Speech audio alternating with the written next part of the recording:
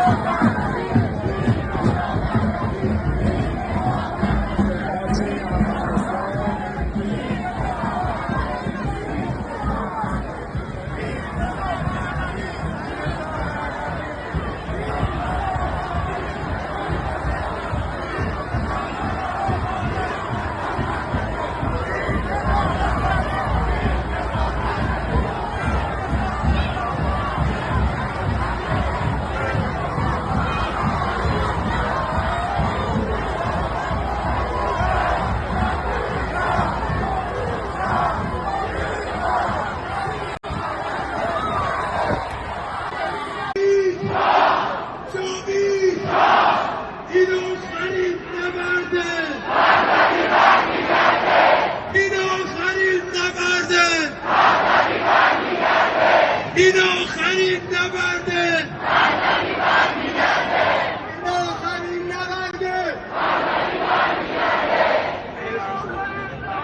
شد میگن خیلی محکم ما خیلی جدی باید باشیم وسط جمع محکم صدامون همه بشنن خب این آخرین نبرده.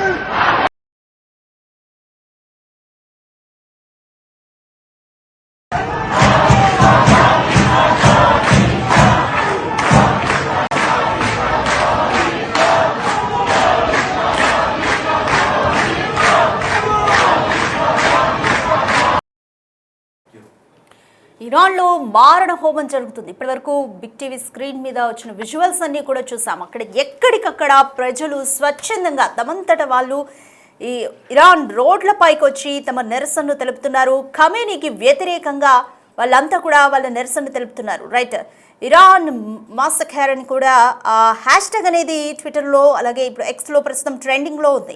72 గంటల్లోనే అక్కడ 5,000 మంది చనిపోయారు అని కూడా ఒక హ్యాష్ ట్యాగ్ అయితే ప్రస్తుతం ట్రెండింగ్లో ఉంది. ఇంకా అంటే 5,000 మంది చనిపోయారన్న దానికి అఫీషియల్ కన్ఫర్మేషన్ అయితే ఇప్పటివరకు ఏం లేదు. ఎందుకు అంటే ఇక్కడ సందిగ్ధం నెలకొనడానికి కూడా ప్రస్తుతం ఇరాన్తో ప్రపంచానికి సంబంధాలు పూర్తిగా తెగిపోయాయి. అక్కడ ఇంటర్నెట్ సేవలు, ఫోన్ సేవల్ని కంప్లీట్గా బంద్ చేశారు.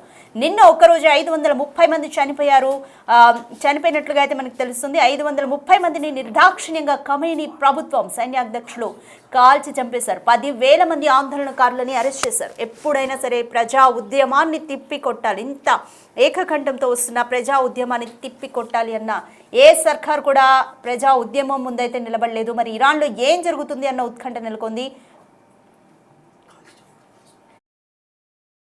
ప్రజల్ని ఏ విధంగా అక్కడి సర్కార్ తరిమి కాల్చి చంపుతుంది అన్న కొన్ని విజువల్స్ని కూడా చూద్దాం. అక్కడ పరిస్థితికి ఈ విజువల్స్ కూడా అద్దం పడుతున్నాయి, చూద్దాం. बोलो बोलो बोलो ना पापा शुरू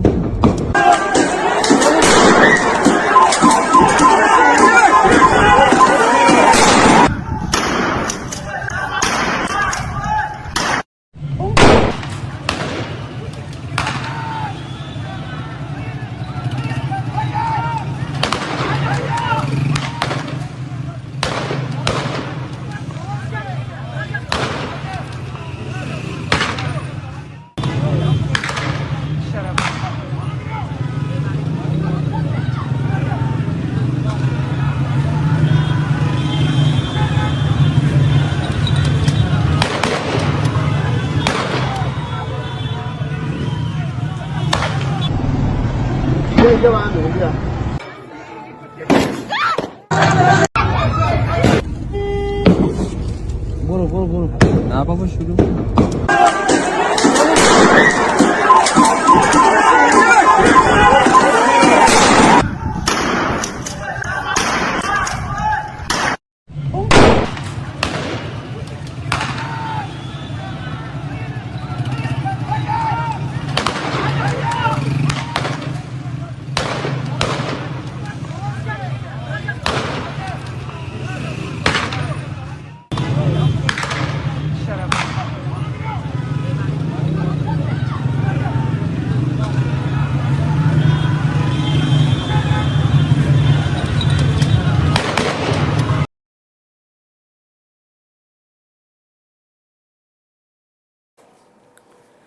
రైట్, నిరాయుధులపై అక్కడి భద్రతా బలగాలు చేస్తున్న ఈ సామూహిక హత్యాకాండను ఎలా చూడాలి? దీని పట్ల ప్రపంచం స్పందిస్తోంది. ఇరాన్ వాయిస్ను ప్రపంచం వింటోంది. ఐక్యరాజ్య సమితి కూడా ఏదో ఒక చర్యలు తీసుకుంటుంది అన్న ఆశతో అక్కడ వాళ్ళు ఉన్నారు. అలాగే ట్రంప్ వచ్చి మమ్మల్ని కాపాడుతారు అన్న ఇదిలో కూడా ఉన్నారు. ట్రంప్ ఇప్పటికే యుద్ధ విమానాల్ని దుబాయ్కి పంపినట్లుగా కూడా అయితే తెలుస్తుంది. వెనిజులాకి పట్టిన గతే ఇరాన్కి కూడా పట్టబోతుందా అనేది చూడాలి. అదే జరిగితే అక్కడ ఇరాన్ ప్రజలు కూడా సంతోషించే సిచ్యువేషన్స్ అన్నీ కనిపిస్తున్నాయి. అయితే ట్రంప్ ఖమేనీని ఏం చేస్తారు అన్న ఉత్కంఠ కూడా మరోవైపు నెలకొంది.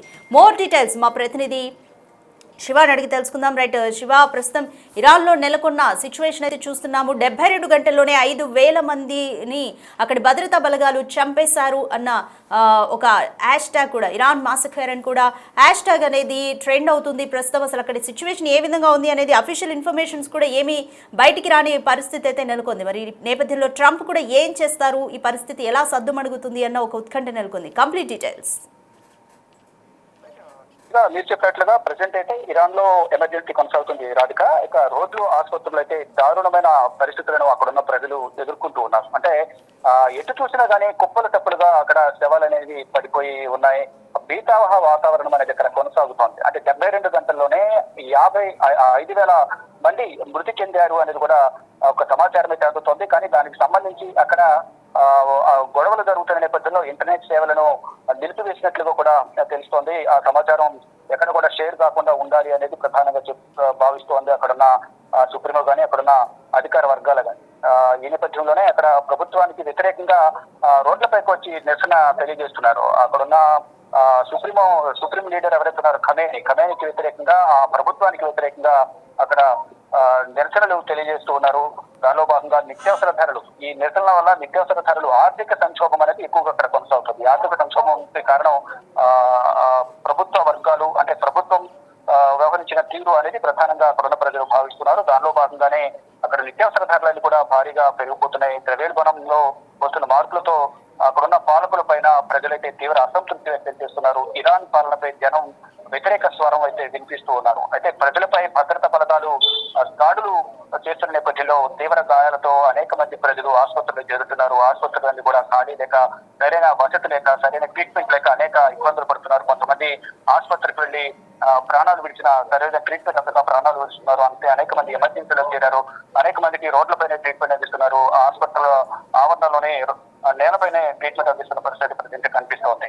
అంటే మరోవైపు రక్తం అందుబాటులో లేక ఈ కాల్పుల వల్ల భద్రతా బలగాలు జరిపిన కాల్పుల్లో కానీ దాడుల్లో కానీ అనేక మంది అనేక విధాలుగా రక్తాన్ని కోల్పోయారు. ఆ రక్తం కూడా చాలా మందికి ఆ బ్లడ్ గ్రూప్స్ అనేవి కూడా అందుబాటులో లేకపోవడం వల్ల కూడా చాలా మంది చనిపోయినట్లుగా కూడా అక్కడున్న అధికార వర్గాలు చెప్తున్నాయి. మొత్తం దాదాపు ఇప్పటి వరకు 5,000 మంది చనిపోతే ఆందోళనకారులు దాదాపు 10,000 మందిని ఆందోళనకారులు కూడా అరెస్ట్ చేసినట్టుగా తెలుస్తుంది. ఇక దేశవ్యాప్తంగా ఇంటర్నెట్ సేవలని కూడా నిలిపివేశారు. నిరసనకారులపై ఇరాన్ అధికారులు తీవ్ర ఆగ్రహం వ్యక్తం చేస్తున్నారు. దీనికి అంతటికి కూడా కారణం ఈ అల్లర్ల వెనుక ట్రంప్ ఉన్నారు అనేది ప్రధానంగా ఒక విమర్శ అనేది ఖమేనీ వర్గం అయితే విమర్శలు చేస్తూ ఉంది. అంటే గతంలో వెనిజులాకు సంబంధించిన అధ్యక్షుని ఏ విధంగా అయితే బందీగా చేసుకుని అక్కడున్న ప్రజలను భయభ్రాంతులకు గురి చేసి వెనిజులా అధ్యక్షుడు ఎక్కడున్నారో క్యాప్చర్ చేసి భార్యాభర్తలు ఇద్దరు కూడా బంధించి మరి ఒక దేశాధినేతను అమెరికా న్యూయార్క్ తరలించారు. ఇప్పుడు అక్కడున్న ఆయిల్ నిల్వలన్నీ కూడా హ్యాండ్ ఓవర్ చేసుకుని స్వాధీనం చేసుకుని అవి ప్రపంచ దేశాలకు విక్రయించేందుకు అమెరికా భావిస్తోంది.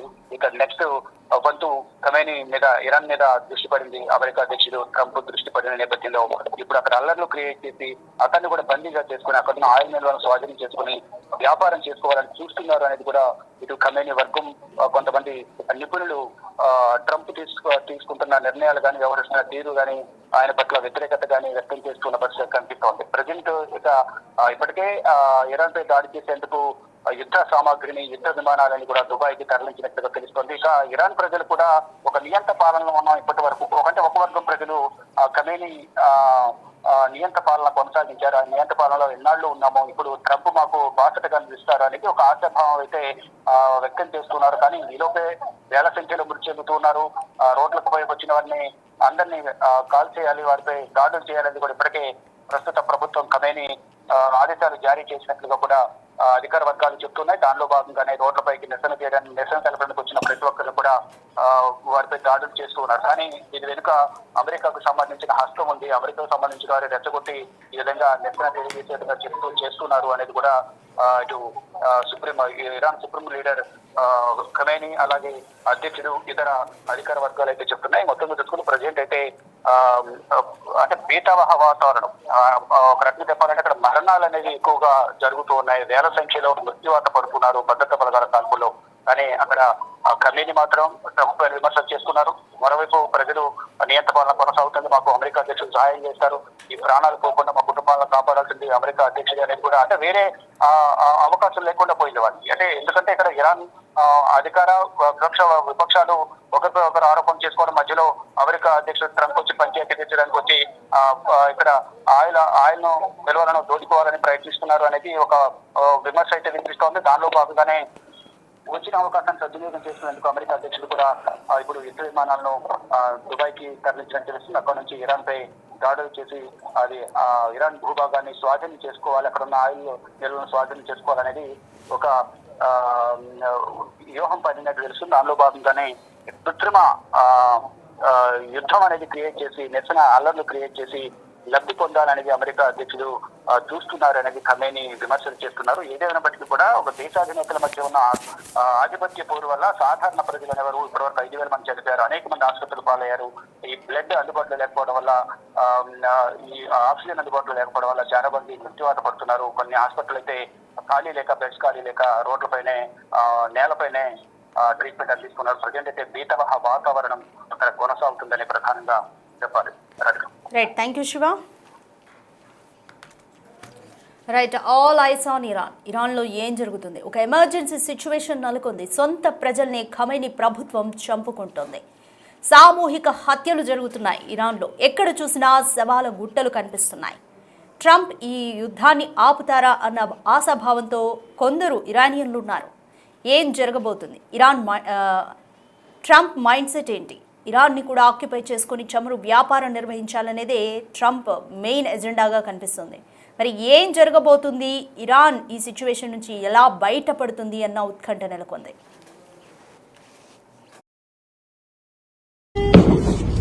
बोलो बोलो बोलो ना पापा शुरू